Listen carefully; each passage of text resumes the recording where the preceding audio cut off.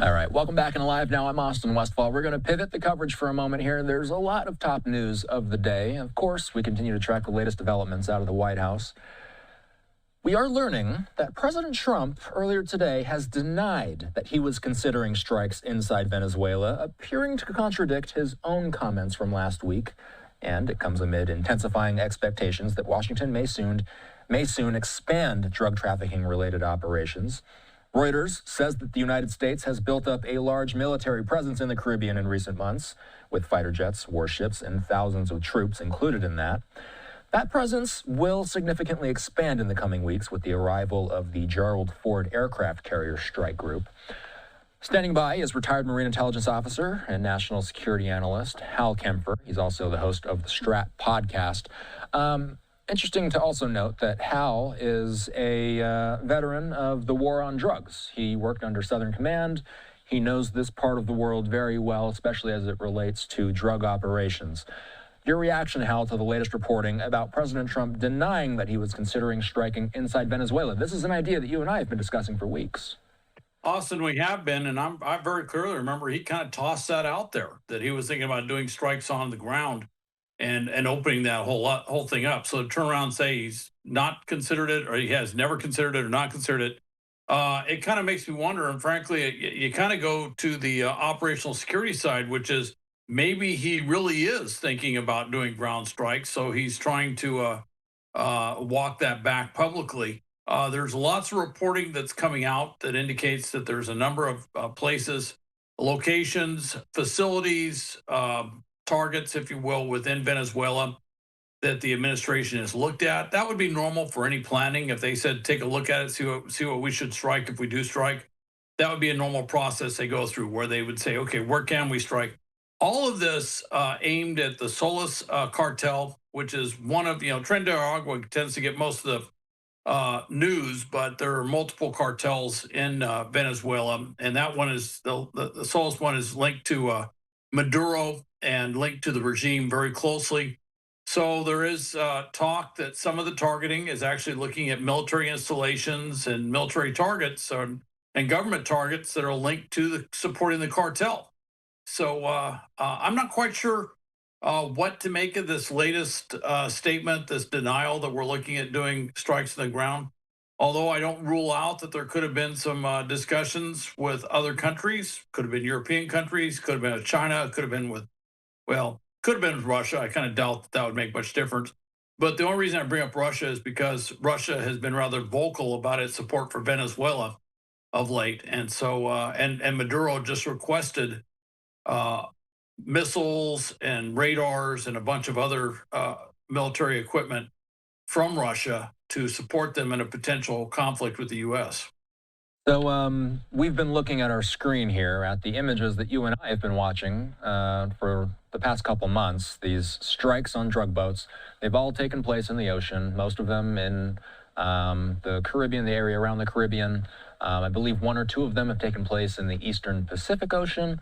What's the implications of a strike, if a strike were to happen? Because that's what the latest reporting is speculating about, is a strike within Venezuela.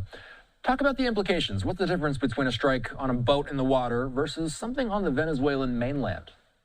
Well, the difference is, legally speaking, this is a strike that takes place in international water. And those vessels that are hit are essentially under international law stateless vessels. They're not identified as flying any state's flag. They're not registered with any flag, with state that we know of. So we're hitting stateless vessels in international waters. Now, lawyers will debate whether they should be hit like this, that maybe they should be, that they should be, what we used to do was to intercept them, to stop them, and to board them.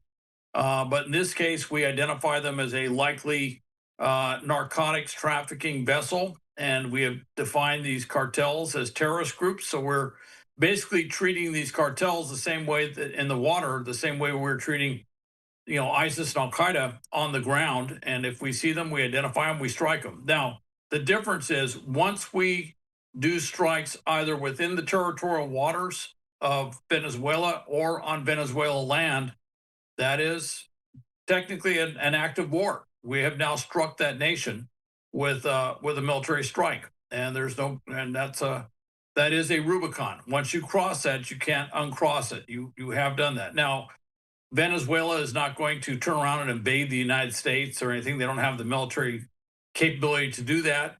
They might try to, you know, support or do something in the hybrid warfare realm or the terrorism realm or something like that. Hezbollah was always very active in Venezuela, so they might do something on behalf of Venezuela.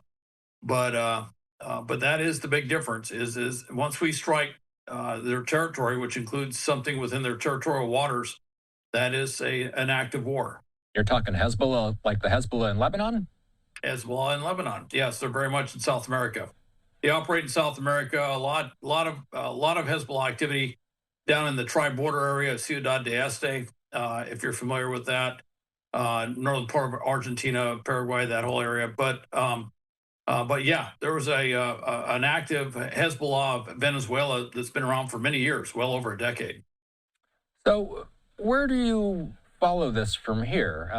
There were reports from the Wall Street Journal that the U.S. administration was eyeballing potential strikes within the Venezuelan mainland, and then the White House themselves coming out today and pushing back against that. So, what are you watching for in the coming days, and how do we sift through what type of indicators might tell us where things are actually headed? Do we expect, at the very least, more strikes on drug boats? I think you're going to see continued strikes on drug boats. I don't see anything that's been announced or any indication that we're going to pull back from that. I think when the Gerald R. Ford Aircraft Carrier Task Force comes on station, that changes our capability set. Now, we do have a lot of troops down there. I would mention we don't have an invasion force worth of troops. What we have is what's called it's an amphibious ready group. It's an amphibious task force, but it's rather small. It has a couple of thousand Marines. Those are broken into a ground combat element, an air combat element, and then you have a support or logistics portion. And then you have a command element, which is kind of an information element as well. And so that's how those are broken out. And so when you get down to the ground troops on the ground, it's less than 1,000 troops. It's more close to less than 800 troops that are actually the ground combat capability, and that's against a country that has a not a great army, but a pretty large army and a very large civilian militia. So it's not something where we would use that particular unit to go in there and invade Venezuela. However, we could use them for raids, amphibious raids, and other types of raids, and they're very, very well trained and equipped and capable of doing some extensive raids in and around Venezuela. And part of Venezuela is it's kind of like a judo thing. You use their own weight against them with the Maduro regime. You use his own weight against them. You create uncertainty. You create doubt in the ability of the government to defend the territory. You create divisions within the military and the security forces, and then you kind of hope to put in place something where the Maduro regime would essentially collapse upon itself. And there's probably a lot of things going on that we just simply don't know about that are part of that calculation. So, I was reading in the Washington Post, and they had a story earlier today saying that documents that they've obtained show that Nicolas Maduro was drafting a letter asking Russia for missiles, asking for help from Moscow and Beijing both. Is that a connection that we've heard of before? Venezuela, Russia, China? Oh yeah, absolutely. China has said things about Venezuela in the past. They have seemed to have a pretty good relationship, and then Russia has talked about its support and has exhibited its support for Venezuela in the past too. In some ways, Venezuela is kind of the new Cuba, if you will. It is, and it's not that new, but it is one of the two countries. Nicaragua kind of used to play this role at one time. Countries where Russia and then before that the Soviet Union would kind of stretch its muscles and put troops in and do all sorts of stuff that would basically be to antagonize the United States.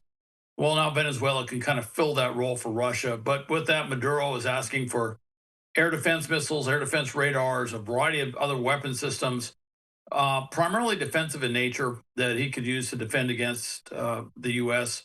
But if we got a carrier task force coming in, he can ask all he wants. Those weapon systems can't get from Russia to Venezuela in time to do anything. And then the other part is you don't just grab an air defense system and then go run out and shoot down planes. It's a very complex system that requires a lot of training, a lot of integration into your existing air defense system. So that's interesting, but it'd be a longer range capability that they would have put in place, not something that's going to help in the short run.